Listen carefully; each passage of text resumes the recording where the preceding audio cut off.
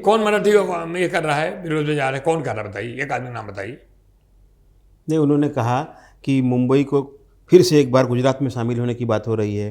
कहाँ बात हुई? और आपका ही धारावी आप क्या बात हुई? धारावी का ठेका जिनको भी दिया गया, और कुर्ला मदर डेयरी का जो ठेका दिया गया, या वो गार्बेज जहाँ से वो करते हैं उसका ठेका जो दिया गया, वो पूरा एक राज्य के आदमी है, उन्हीं लोग को दिया गया है।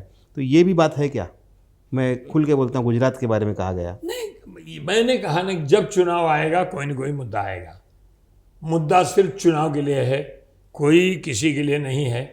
अब इस मुंबई शहर में, इस मुंबई में, महाराष्ट्र की नगरी में औद्योगिक इकाइयाँ जो भी लगी, चाहे उस समय पीरामल की लगी हो, चाहे उस समय धीरू भाई अंबानी की लगी हो, चाहे आज गौतम भाटी अडानी हो, चाहे किर्लोस्कर हो, उद्योगपति है ना, ऐसा नहीं है। ये खाली सिर्फ चुनाव के लिए, चुनाव के पहले और चुनाव के बाद कहाँ होते हैं। मैंने चुनाव के बाद ये मुद्दा कोई नहीं। महापालिका जा रही है, समझ गए हैं महापालिका में हमको लोग कहाँ बिठाएंगे।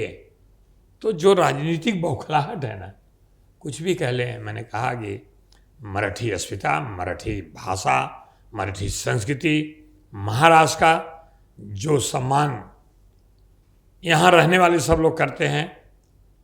अच्छा, इनसे पूछना चाहिए कि मराठी अस्मिता क्या है। कोई पूछे, कोई तो पूछे। आप जरा एक बार पूछिए उससे। अच्छा, आप परिभाषित करिए थोड़ा सा। कैसे परिभाषित है? हम तो जानते हैं कि जिस घर में रहते हैं, जैसे देखे गांव की रीत वैसे उठावे अपनी भीत। यानी गांव का जो कल्चर है, हम गांव में रहते हैं तो गांव कल्चर साथ चलना है। आप ट्रेन में बैठे हैं तो बेल्ट बांधने की जरूरत नहीं है, आप फ्लाइट बैठे तो बेल्ट बांधिए। जहाज आसमान उड़ेगी, ट्रेन नहीं उड़ेगी, कार नहीं उड़ेगी, ऑटो रिक्शा नहीं उड़ेगा। तो जहाँ जैसा देश वहाँ ऐसा भेष। और देश के अलावा ये सब राज्यों की इसी भाषा के आधार पर तो राज्य की निर्मिति हुई थी, इसी के ऊपर निर्मिति हुई थी।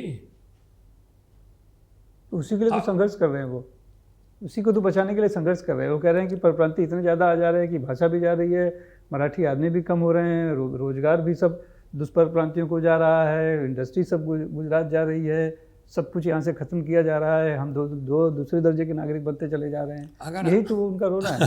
अगर हमको झूठ ही बोलना है तो अभी तो बचा है कहने कि समुद्र नहीं ले गए, यही बचाने कहने के लिए कि समुद्र, बम्बई वाला समुद्र नहीं ले गए।